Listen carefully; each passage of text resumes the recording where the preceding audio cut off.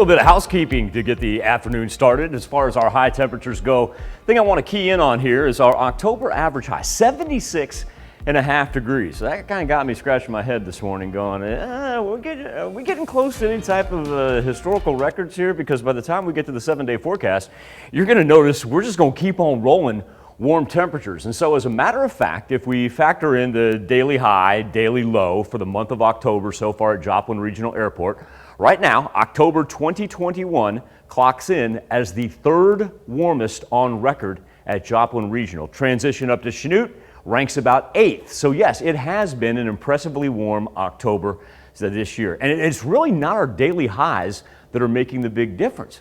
It's the fact that our lows are yet to drop down into that, low 40, high 30 range and be consistent for any type of period. Yeah, we've seen a couple of days where we've had 38, 39 during the morning news, but those have been rare. That's slim. And as a matter of fact, speaking of overnight, I did want to pass one thing along.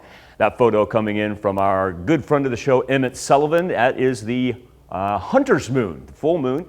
It took place early this morning. Actually, this is from yesterday, but Emmett was smart because of the cloud cover that we had. But anyway, certainly if you and the kids want to get out and take a look at it, it's going to be big and bright for the next several days. And we won't have to put up with overcast conditions like this because as the low pressure system moves through, it's going to usher those clouds along with it. 69 degrees is where we stand over 7th and Rangeline.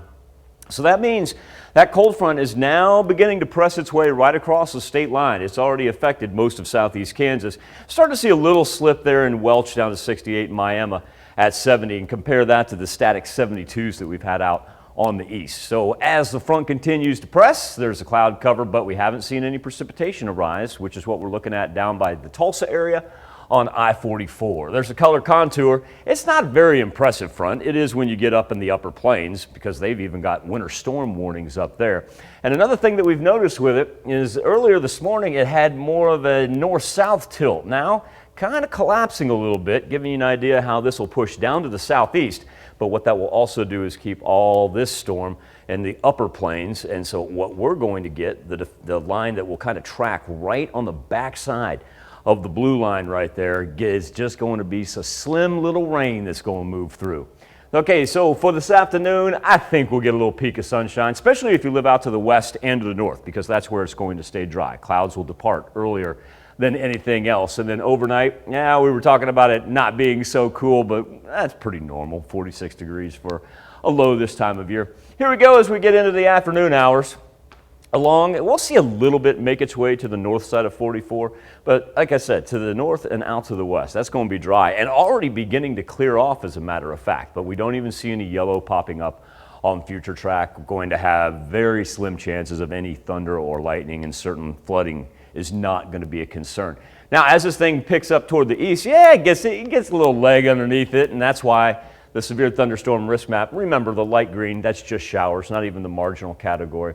It tracks all the way to the Ohio River Valley. We can kind of give an expansive look here. That's all that we're talking about. That's going to be the heavier stuff that the upper plains has to deal with. 7-day forecast. This is why I was scratching my head about historical record chances. Look at what happens beginning on Saturday. Roll 80s all the way in the middle of next week. And once again, the big factor being our overnight lows, not making a big difference in our mean October temperature. Look at those. Right in mid-60s for overnight lows. That's where we should be for our daily highs. Yeah, I mean, like tomorrow. Yeah, tomorrow's right on par with where we should be. You look at Monday into Tuesday, yeah, 68. A 68 should be sitting in a top panel, not a bottom panel. Well, for everybody who hasn't pulled out their winter coats yet, they've got a little reprieve. I'm all about this action, boss. Yeah, I know you are. All right, thanks, Michael.